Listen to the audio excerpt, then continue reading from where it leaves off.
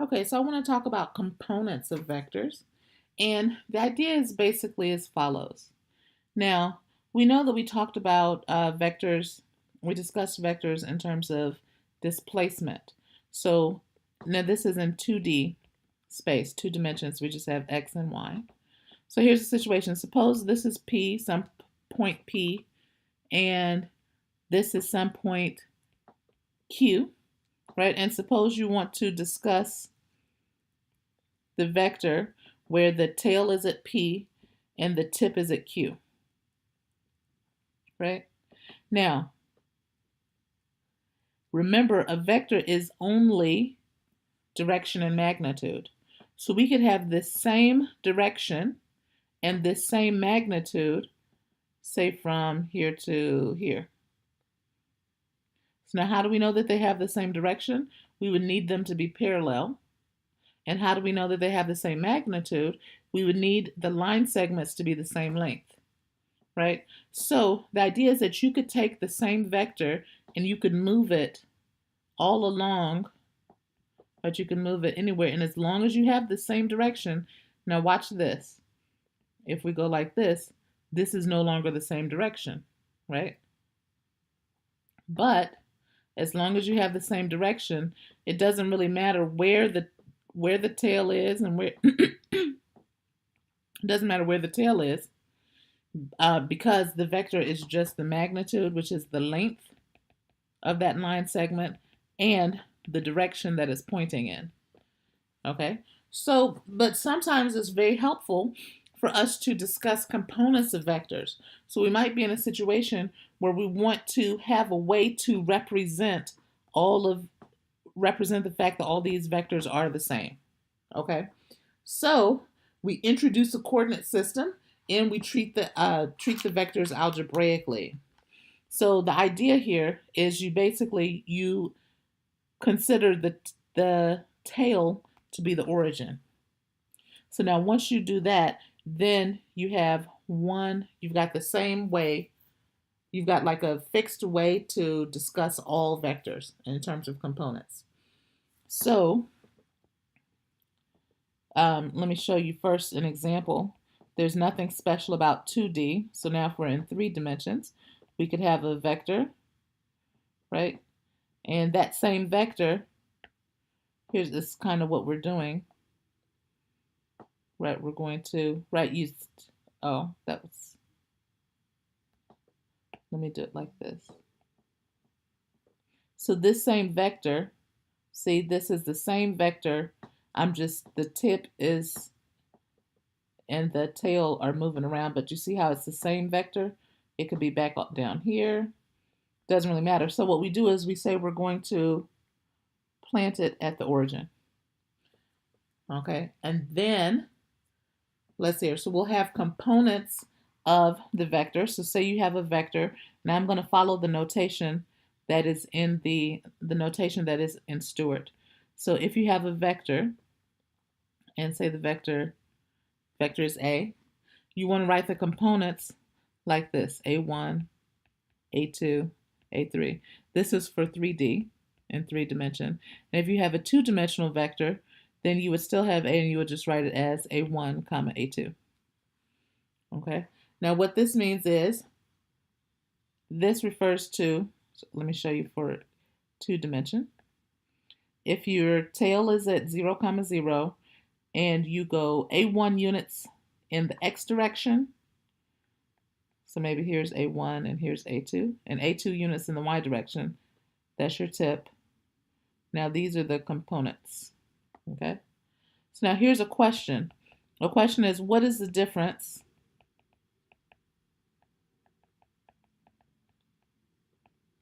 between the point A1, comma A2 and the point and the vector A1, comma A2? Well, a part of it is in the way that we've listed it. The point is just going to be right there, whereas the vector, so the point is a location and the point can't move, but this vector can move. So Oh, not if I include. Okay, right? So, okay, let me try one more time. The vector, here we go. So we can take that vector and we can move it around, and um, all of those vectors they're actually equivalence classes. But all of the vector, where you draw the vector is really just a matter of the orientation of your axes.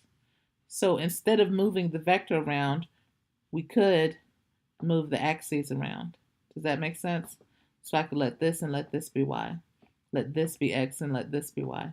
So you see, so moving your, it's like your point of changing your perspective changes where you think the vector is, but the vector itself doesn't change because it's the same, going in the same direction, and it has the same speed or the same magnitude. Okay, whereas this location, this is 1 point, 1 location, and you can't move the location around. If you go to a different location, then you've got different coordinates. Okay, so let's talk about, I want to talk about the main coordinates, the main components, and they are, so this is for 3D. The main components are I. So I is the same as 1, 0, 0, and it points along the positive x-axis, and it has a magnitude of 1.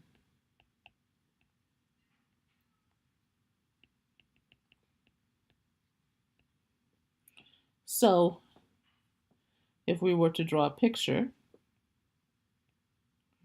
of our x, y, and z,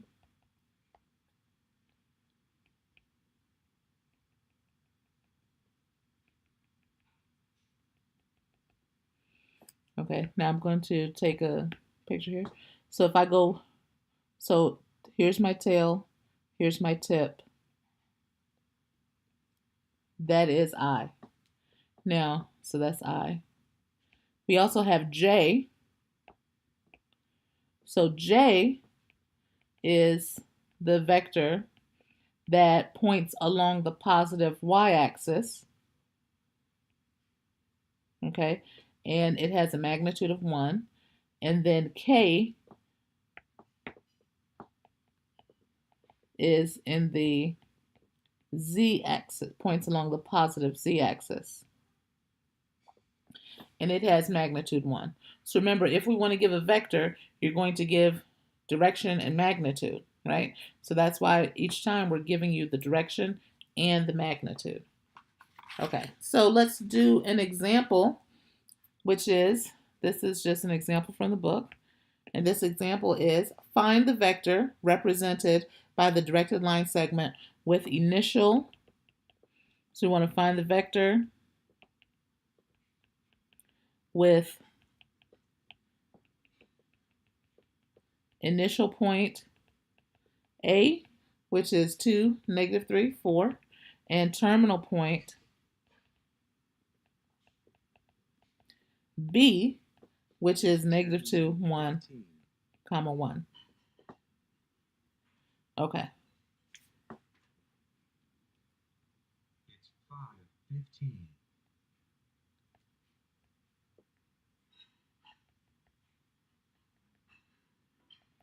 Okay, so we've got our X, our Y, and our Z.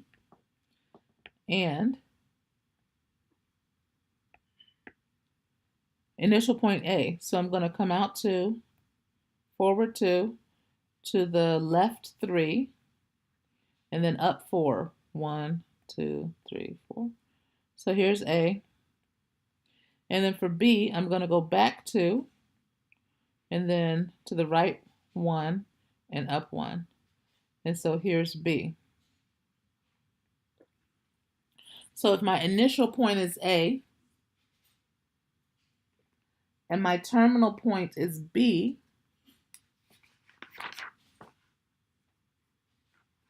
then I am starting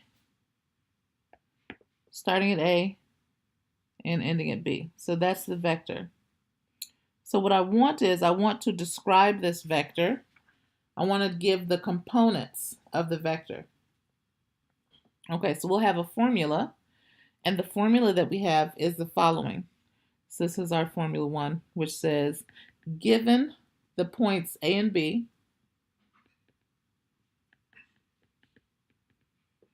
so if A is going to be x1, y1, z1, and B is x2, y2, z2, so their locations, A and B, the vector A with representation AB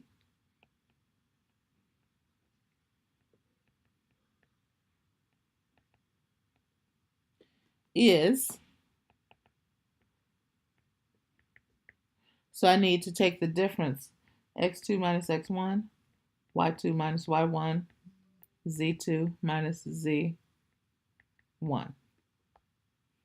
Okay, so what we're doing is we're looking at the difference between A and B, the locations in A and B. Okay, so for us, we will have, okay, so I need to start off with my terminal point, right? So if I'm going to call this vector A, then I'll have A equal to, so negative 2, 2, negative 2 minus 2, comma, 1 minus negative 3, comma, 1 minus 4. Okay? Ooh, sorry, I need to put my brackets there. So it'll be negative 4, 4, negative 3. So those would be the components of this vector. So a way to think about it would be if I start at A, so remember, what is A? A is to come forward to, so to come forward to, right? And then B is to go back to. So if I'm starting 2 units forward and I end up 2 units back, what is my displacement in the x direction? My displacement is going to be negative 4 because ultimately I went 4 units backwards. Okay, if we look at the middle component, which is the y component, I'm starting off 3 units to the left, okay, because that's negative 3, and I end up 1 unit to the right, because I had to go here and then go here, right? End up 1 unit to the right. What was my displacement with respect to the y-axis? I moved 4 units to the right, okay? And then lastly, in terms of z, I started up 4 units above the xy plane, and I ended up only 1 unit above the xy plane. So ultimately, what did I do? My displacement was down 3 units. Okay, so we've got negative 4, comma 4, comma negative 3. Okay, so remember this notation here means you want to start at A and end at B. So here we are starting at A, we're ending at B, right? So we just apply this formula with x2 equal to 2. X2 is going to be negative 2, sorry. X1 is going to be 2. Do y'all get that? So you get your x1, x2. So that's x1. That's y1. That's z1. This is x2. This is y2. And this is z2. Okay? All right. So we're good with that. And one more thing that I want to point out is with that vector, we had A, which was, it was negative 4, comma 4, comma negative 3. Negative 4, comma 4, comma negative 3. We can write that as 4i negative 4i plus 4j minus 3k. Now, why is that? Well, think of it like this. So if I have negative 4 comma 4 comma negative 3, I can write that as negative 4 comma 0 plus 0 comma 4 comma 0 plus 0 comma 0 comma negative 3. These are my components, my different components. So I'm taking the position, I'm taking that vector, the position vector that's describing the displacement, and I'm breaking it down into its x component, its y component, and its z component to describe what happened overall with x. Well, overall, the x values changed by negative 4. So I moved back 4 units, right? What happened overall with y? Well, overall, my y had a plus 4 change, so that means I moved to the right 4 units. And then overall, what happened with z? Well, I was moved down 3 units overall, okay?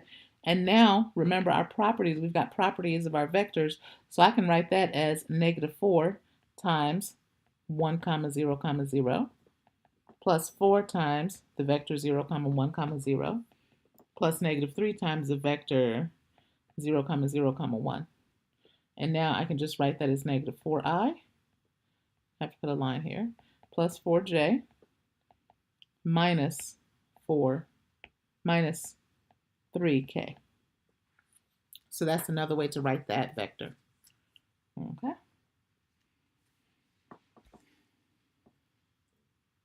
All right. So just in general,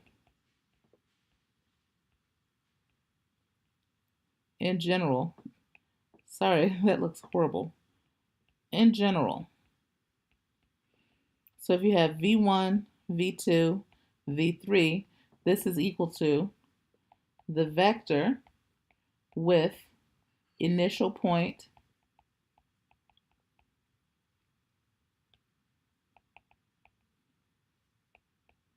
with initial point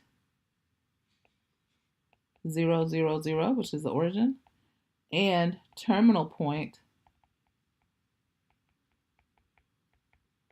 V1, V2, V3. Okay. And we can also write it as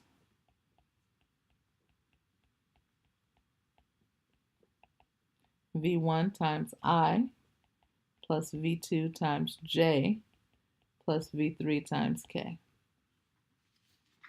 Okay. All right, let's do just as good practice here.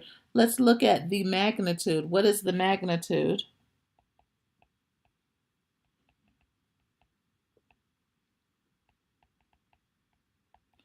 of this vector here, this vector A, this displacement vector, which was negative 4, 4, negative 3?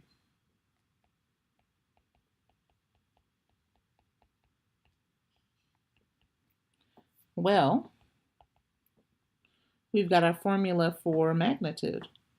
So the magnitude of A is going to be equal to, remember it's going to be the length, it's going to be the distance between the point negative 4 comma 4 comma negative 3 and the origin. And our formula for that is going to be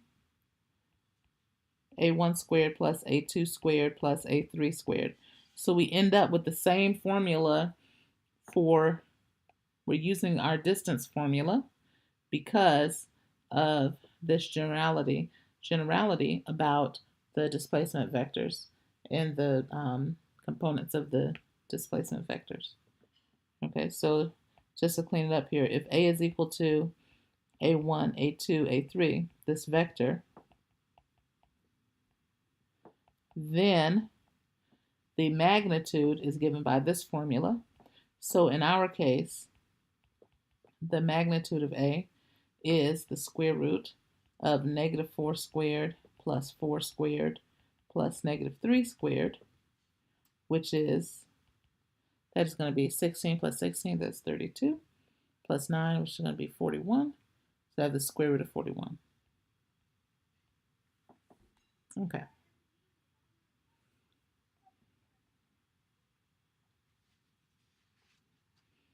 All right, so we talked about scalar multiplication, or we will in a little bit, but just for now, so we gave a preview of scalar multiplication here. So that's how we are pulling this -4 out. So see how we just pulled that -4 out and wrote that this is equal to that vector? That's called scalar multiplication, and we'll have a little short video talking about that in a little bit.